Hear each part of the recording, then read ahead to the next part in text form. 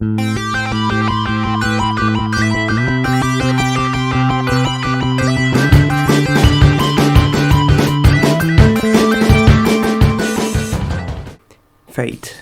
Tytuł, który jako jeden z pierwszych przychodzi na myśl o gatunku visual novel. Seria ta rozpoczęła się w 2004 roku od kultowej visual noveli Fate Stay Night. Przy tym jest częścią znacznie większego uniwersum znanego potocznie jako Nasuverse. Przez 2 dekady Fate stał się jedną z najbardziej rozpoznawalnych marek w historii. Także dziwi fakt, że po odliczeniu visual novel pełnoprawnych gier jest aż tak mało. Część z nich nigdy nawet nie trafiła na zachód. Jedną z nich jest sequel, a raczej midquel gry Fate Extra, która już dostępna była. Cześć, jestem Lord Venom, a to jest mój, tym razem wyletynkowy, film o mojej kolejnej walce z backlogiem. Tym razem na temat gry Fate Extra CCC, wydanej na PSP w 2013 roku i przetłumaczonej na angielski przez fanów w 2023. Nie przedłużając, zapraszam.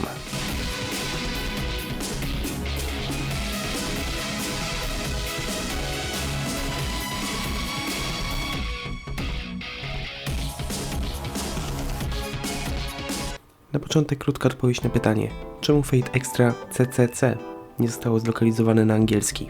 Powodów było kilka i nie jestem do końca pewien, który był decydujący. Pierwszym powodem, jaki przychodzi mi do głowy, jest fakt, że opowieść w grze wchodzi na tematy mocno erotyczne i nie chodzi mi tu o bezmyślne epatowanie golizną, tylko bardziej o aspekt filozoficzny. W fabule pojawiają się liczne dywagacje na temat miłości i seksualności w rozumieniu bardziej wschodnim niż zachodnim. Możliwe, że przystosowanie tego do zachodniej wrażliwości było absurdalnie kosztowne i po prostu nie było tego warte. Drugim powodem mogły być problemy w tłumaczeniu. Już pierwsze Fate Extra miało z tym problemy i niektóre terminy po prostu nie były spójne z ogólną terminologią serii Fate. Ostatnim powodem mogło być to, że o ile PSP jeszcze trzymało się w miarę dobrze w Japonii, tak na zachodzie już było praktycznie martwą konsolą, więc wydawanie mogło być po prostu nieopłacalne. W związku z tym musieliśmy ostatecznie czekać aż dekadę, aż ekipa z Iwakura Productions dostarczy nam patch, który sprawi, że będziemy mogli ograć grę po angielsku. Ku mojemu zaskoczeniu samo zdobycie gry nie jest aż takim problemem. Kopie Fate Extra CCC chodzą bardzo tanio na takim, powiedzmy, Zen-markecie. Ja swoją kopię na przykład dostałem za 6 dych. Plus wysyłka. No ale ja tu o historii, a przecież trzeba jeszcze ocenić całą grę. Fate Extra, sklep z butami, jak już wspomniałem, jest midquelem gry Fate Extra. Streszczając krótko to, co musimy wiedzieć. Ta konkretna linia czasowa uniwersum Fate różni się od pozostałych. Mianowicie tutaj także wydarzenia kręcą się wokół wojny o Święty Graal, czyli ogromnego Battle Royale wśród magów o to, kto będzie mógł spełnić swoje życzenie.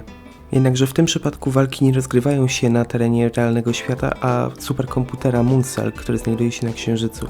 Mag w tym przypadku oznacza specyficzną formę hakera, która jest w stanie zagiąć Mooncell pod wykonywanie konkretnych czynności, które mogą przypominać magię.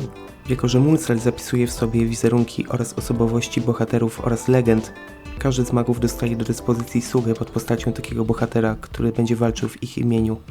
W takich właśnie warunkach znajduje się nasz bohater lub bohaterka, których możemy nazwać jak tylko nam się podoba. Tak właśnie przebiega Fate Extra, no a przynajmniej do pewnego momentu. CCC zaczyna się pod koniec wydarzeń z pierwszego Extra i nagle coś zaczyna iść nie tak. Wojna zostaje przerwana, a bohaterowie zostają porwani przez zbuntowaną sztuczną inteligencję, BB.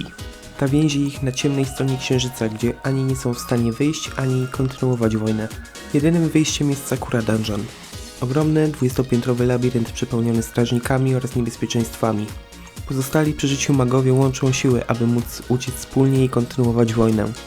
Pech chciał, że tylko nasz bohater lub bohaterka jest jedną z niewielu osób, które zachowały dostęp do sługi i jest praktycznie jedyną osobą, która jeszcze się kwapi, żeby w ogóle zwiedzać ten labirynt. Oczywiście ani Bibi, ani wyznaczeni przez nią strażnicy nie zamierzają tego ułatwiać. Fabuła jest tutaj naprawdę niezła.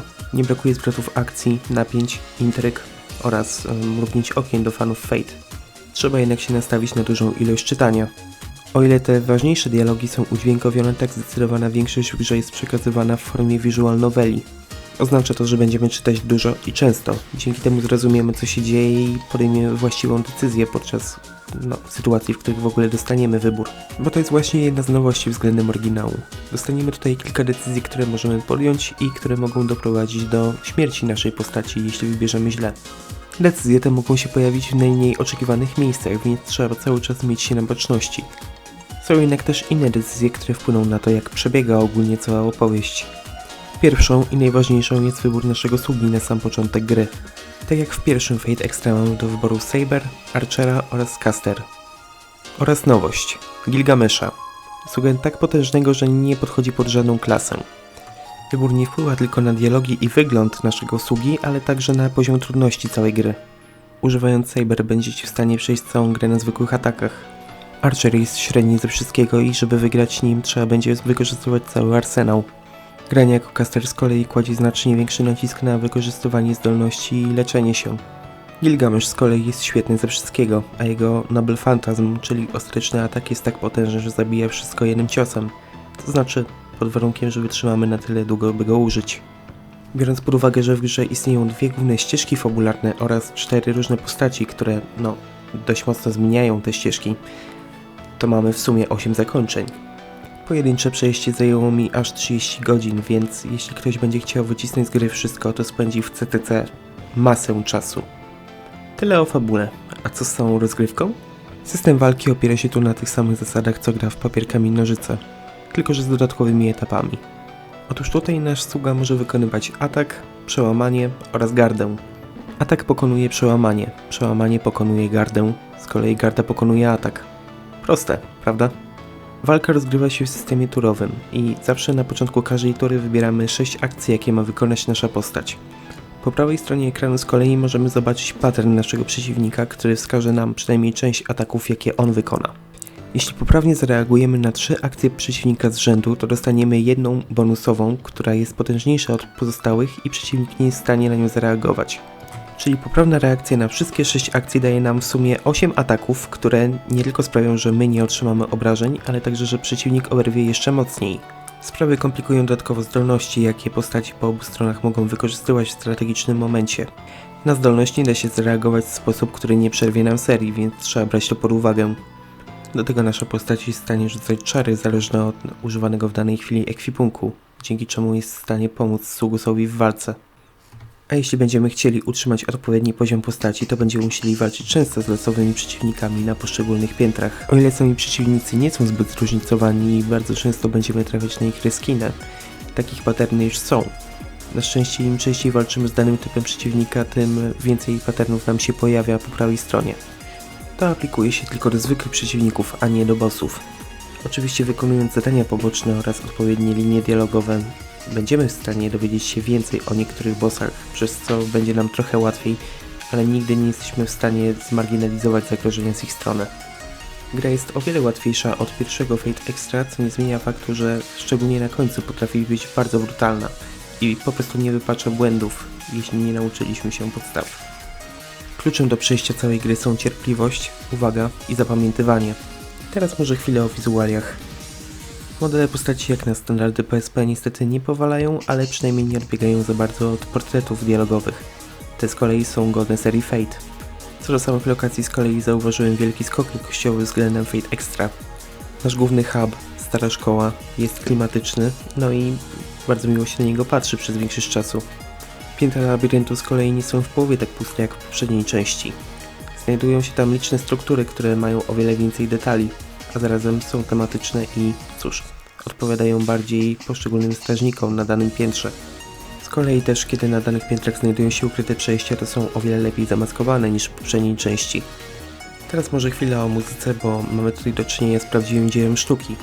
Pierwszy Fate Extra miał soundtrack z bardzo chillowym, a zarazem komputerowym vibem. W CTC chill ustępuje klasie oraz dziwnemu poczuciu zagrożenia, które towarzyszy każdemu utworowi. Dzięki temu przez większość czasu absolutnie nie będziemy czuć się bezpiecznie. No chyba, że w hubie. Ale to jest jedyny wyjątek. Podsumowując, co myślę o Fate Extra CCC? To bardzo wymagający JRPG, który wystawia cierpliwość graczy na próbę. Jednocześnie daje masę frajdy i ogromne poczucie gratyfikacji, kiedy już przezwyciężymy dane wyzwanie. Opowieść, choć skomplikowana, jest bardzo angażująca i w kreatywny sposób wykorzystuje postaci oraz motywy. Do tego nie wygląda najgorzej i ma fenomenalną muzykę. Nie jestem fanem dawania ocen liczbowych, bo dla każdego inne kryterium ma inną wartość, ale gdybym miał wystawić CCC ocenę w takiej skali, to dałbym mocne 8, może nawet 8,5 na 10. Ta gra to jeden z wielu przykładów, jak przez arbitralne decyzje niektórych wydawców po prostu niektóre świetne tytuły nigdy nie trafiają na rynek zachodni. W tym przypadku mówimy o grze z wielkiej marki, ale tak naprawdę takich mniejszych, niszowych tytułów jest wiele. To też dowód na to, jak świetną robotę potrafią zrobić fani, jeśli damy im odpowiednio dużo czasu. Na nasze szczęście jedną z zalet dystrybucji cyfrowej jest to, że teraz wydawanie tytułów za granicą jest o wiele mniej wymagające i wydawcy mają przed tym o wiele mniejsze opory.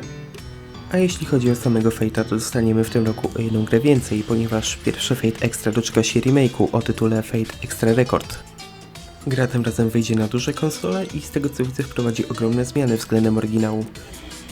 Nie mogę się doczekać co z tego wyniknie i mam nadzieję, że będę mógł omówić tę grę także na tym kanale. Tą myślą kończę i zapraszam na mój kolejny film o mojej niekończącej się walce z backlogiem. Jeśli podobał Ci się ten materiał, zostaw suba, daj łapkę w górę lub w dół, ewentualnie zostaw komentarz. No i polecam sprawdzić starsze materiały. Mówił do Was Lord Venom, mam nadzieję, że miło spędziliście walentynki, no i się żegnam. Cześć!